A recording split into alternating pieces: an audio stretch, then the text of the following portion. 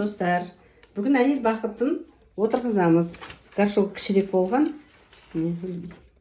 Мынандай топырақ отырғызамыз. Горшок аламыз. Объемын көріңіздер. Екі саусақ. Одан артық болмау керек.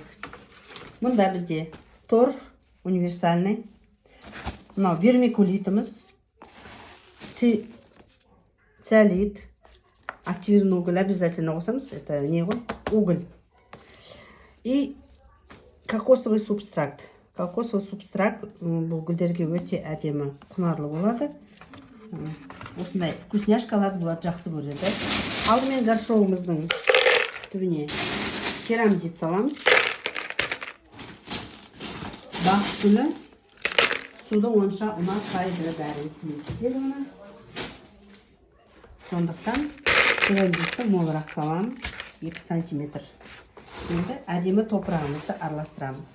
Бұның ішінде циолит бар, вермикулит бар, айттым, и торф.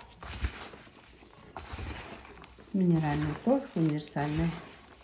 Өте құнарлы, әдемі топырақ болды. Үлпілдеген. Алақаныңызға қыссаңыз, бұл қатып қалмайды, жабыспайды. Топырақ осындай болу керек.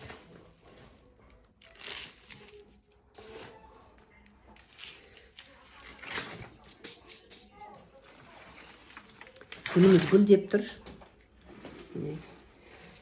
Әйел бақытын өте қатты терең отырғызбаймыз. Корневая шейка дейді, желкесі. Мына бұрынғы отырғызылған гүл. Мен бұны сатып әкелгем ғой. Бұрынғы отырғызылған гүл. Мына корневая шейкасын бәрі жабық тұр. Бұны ашамыз. Егер шеясы, корневая шейкасы жабық болса, бұл өте шіріп кетуге бейім болады. Бүйтіп әдемілеп саламыз топырағымызды. Қатты тығыздап та керек жоқ. Суғарамыз. Суғарғанда өзі топырақ кішкене отырады. Сәл-сәл былай басамыз. Тамыры сау, әдемі. Жаңа қарап шықтым. Осылай отырғызамыз.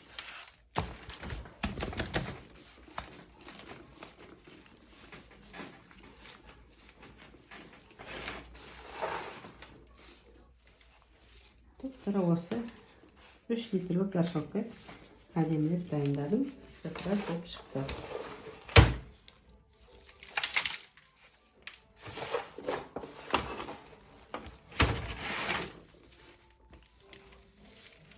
Женский әйел бақыты, долларовый дерево. Гүлдердің көбісі дәмді,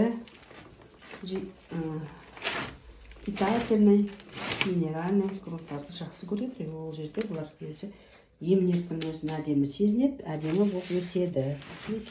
Гүлімізді отырғызып қойдық. Бір жапырағын түсіріп алдым. Ода тұрған ештеңе жоқ. Ондай болады гүл отырғызған кезде. Қазір әдемілеп суғарамын. Бұл да негізі әйел бақытын бәріңіз өздеріңіз білесіздер. Бұл су шашып тұрғанды жақсы көреді. Жапырақтың бетіне ғана емес, астына шашып отырамыз суды.